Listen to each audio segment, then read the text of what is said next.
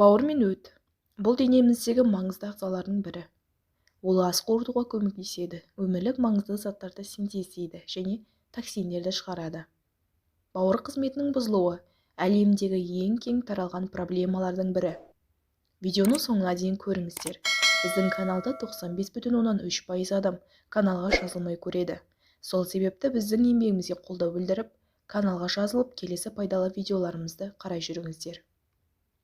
Бауырыңыз бен өтіңіз бір-біріне тікелей әсер ететін ағзалар. Қатты бөлінген кезде де ауырмайды. Себебі оның құрамында ауырсыну рецепторы жоқ. Әдетте ауырсыну немесе шаншу ауру өте асқынған кезде пайда болады. Ондай жағдайда бауыр ісиеді, үлкейеді, өзін қоршап тұрған капсула қабығына қысым көрсете бастайды. Міне содан кейін ғана науқас ауруды сезе бастайды. Мұндай жағдайда өкінішке орай емдеу кеш болуы мүмкін. Сондықтан бауыр ауруларының алдын алу үшін күнделікті үй жағдайында тазалауға болады. Дұрыс тамақтану. Тамақтану мәзіріңізді қайта жасауға тура келеді. Себебі тізімдегі қуырылған, тұзды, ащы және ысталған тағамдарды, консервілерді сызып тастаңыз. Оның орнын көкөністермен, жемістермен, сүт өнімдермен байытыңыз. Бұл тағамдар өттің ағуын жақсартады. Бауырға және өтке пайдалы азықтар. Көкөніс, кәді, қырыққабат түрлері, асқабақ және қызанақ. Цитрусты жемістер, грейпфрут, апельсин және лимон. Жеміс-жидектерден алма, банан, құлпынай және інжір. Жарма, өсімдік майы, күнбағыс, зығыр, зәйтүн және жүгері майы жатады.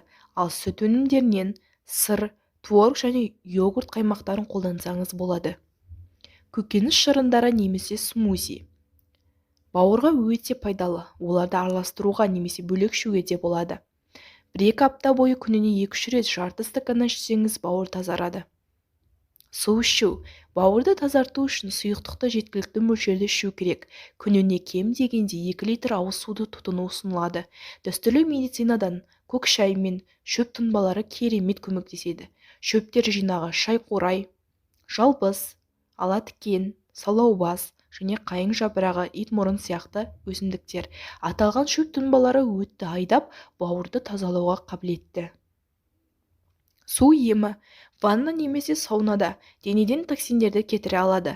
Шамадан тыс терлеу арқылы токсиндер жойылады және тесіктер жақсы тазаланады. Осылайша сіз иммундық жүйені нығайтасыз. Физикалық белсенділік, спортпен айналысу және дене шынықтырумен айналысу маңызды. Көбірек таза ауада серуендеңіз. Күнделікті режим мен тыңғылықты ұйқы.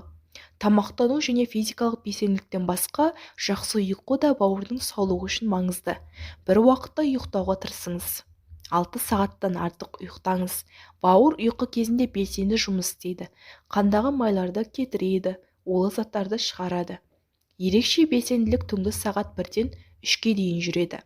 Тазалау кезінде Е және С дәрумендерін, сондай-ақ антиоксиданттарды қабылдау ұсынылады.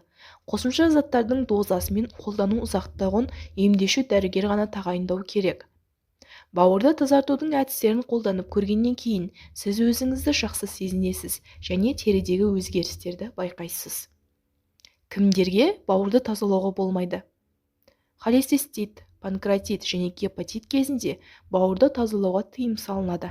Оған қоса жүкті және емізулі әйелдерге жасауға болмайды. Дәрігерлер қызба және жүйке аурулары, қант диабеті, жұқпалы және вирустық аурулары бар адамдарға да бауырды тазалауға рұқсат етпейді. Ендеше, ауруды асқындырып алудан сақ болыңыз. Егер бауырыңыз ластанған болса, жоғарыда аталған тәсілдерді дұрыс қолданып, оны тазартсаңыз, онда сізге мынандай өзгерістер пайда болады. Денсаулығыңыз жақсарады. Қан тазарғасын ағзаның барлық жұмысы жақсарады. Бастың ауруы жоғалады. Тыныс жолы, ас қорыту жақсарады. Ауыздан жағымсыз иіс, ащы дәм жоғалады. Терінің түсі оңалып, көз қарашығының айналасы өзінің табиғи реңін табады. Көз астындағы қара дақтар, оның қанталанып тұруы да жойылады. Тіпті ұсақ әжімдер де жоғалады. Өзіңізді жеңіл сезініп, көңіл күйіңіз көтеріледі. Видеоны жақындарыңызға бөлісіп қарай жүріңіздер.